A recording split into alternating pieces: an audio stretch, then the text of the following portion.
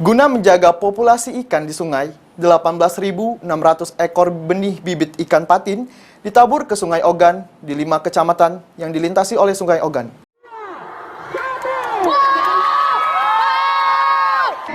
Ribuan benih ikan patin ditebar bertahap di Sungai Ogan. Tahap awal 10.600 ekor benih ditebar bersamaan dengan penaburan ekoenzim di hari jadi Kabupaten Oku lalu, dan sisanya akan disebar di 5 wilayah kecamatan, di antaranya Kecamatan Semidang Aji, Pengandonan, Sosoh Buai Rayap, Lubuk Batang, dan Batu Raja Barat.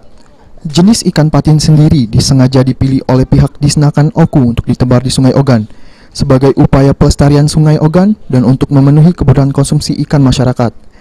Kami dari Dinas Perikanan dan Peternakan Oku pada hari ini akan menebarkan atau restocking ikan patin sebanyak 10.600 ekor pada hari ini. Di penyebaran ini di mana aja, Bu?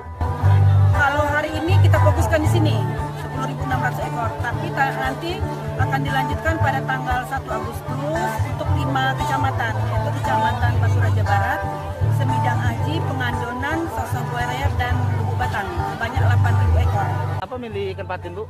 Karena ikan patin merupakan salah satu ikan yang banyak disukai, kemudian dia hidup di air ini gampang mencari makan, ya, sifatnya bisa memakan lumut-lumut dan yang lain-lainnya. Selain dapat memenuhi kebutuhan konsumsi ikan untuk masyarakat, penebaran bibit ikan juga dilakukan untuk tetap menjaga koleksi ikan Sungai Ogan, sehingga Kabupaten Oku dapat lebih mandiri dan tidak bergantung dengan daerah luar Oku untuk memenuhi kebutuhan konsumsi ikan masyarakat. Ari Pranika, PAL TV.